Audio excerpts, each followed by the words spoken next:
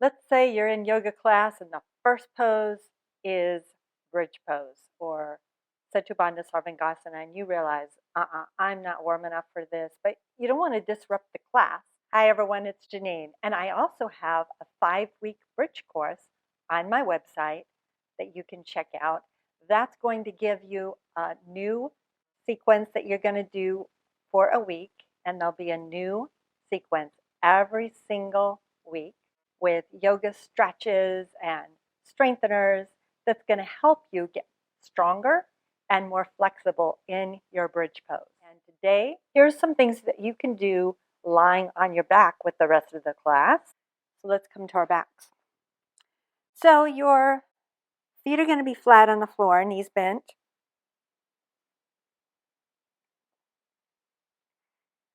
While they lift the hips up in the air for bridge pose, instead, you could use figure 4 to open up the hips. So take your right ankle and cross it over your left thigh. Now, if it's the very first pose, this is probably very sufficient. You can squeeze the right glute to open that knee further, thinking about pushing out through that right foot and to the right with your right knee, which feels counterintuitive, but until you feel something and you're like, oh, okay. You should feel this in your right glutes. And then halfway through, uncross. So let's uncross and cross the left ankle over the right thigh. And you're going to notice perhaps, because I do, one side might be tighter than the other. And what will happen, I'll exaggerate, what will happen is try to open up this knee to the point where the other one was, right? But instead, you end up pulling this whole right thigh over to the left. And it's not that it's wrong or anything.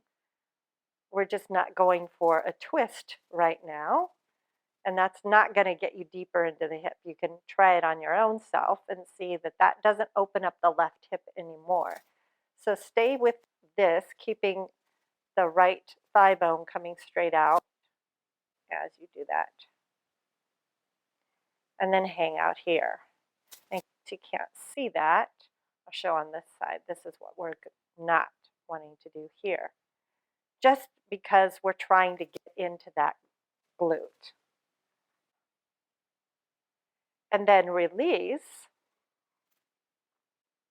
And another thing that you can do to strengthen your glutes, because weak glutes might be part of it. So when you lift up, your glutes aren't strong enough, and so your back tries to take it.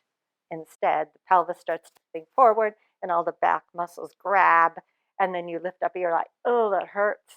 So instead, especially if it's first thing, make sure your feet are parallel for this one.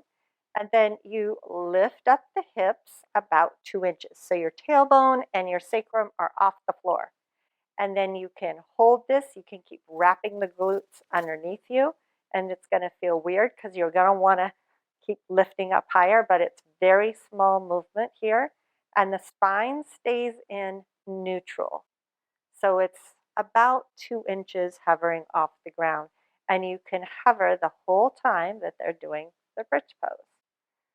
Again, if you don't want to disrupt the class, if you're in a live class, if you're in an in-person class and you don't want to disrupt the class or confuse the teacher, then keep your feet here. If you're at home doing a video, then what you could do is you lower the hips. Let's do that.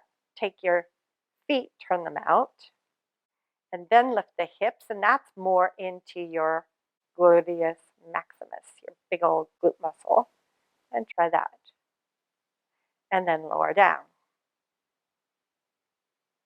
If none of these options work for you, I am working on a modifications for bridge pose tutorial. In the meantime, here's one more thing that you can do, lying on the ground. Constructive rest pose. So first you look at your feet, make sure that they're parallel, and then this is just constructive rest pose right here, staying here in neutral spine, but you are focused on your breath, breathing in and breathing out, and really feel all the parts of your body moving with your breath. Now, if you want to encourage a little bit more opening in your back, place your hands on your thighs. And then every time you inhale, press into the thighs and feel that gentle traction that you're giving in your back. And then exhale, you release the hand. Again, inhale, push. And exhale, release. You're choosing how deep you press into your thighs. If you press into your thighs and the whole body goes, ouchie, ouchie, that means you went a little too far and you're not doing any good because your body is going to just tense up and you're not going to get anywhere. So try going very gently and then slowly adding a little bit more pressure. Now you have several options to choose from. If bridge pose first thing in your yoga practice is just not right for you.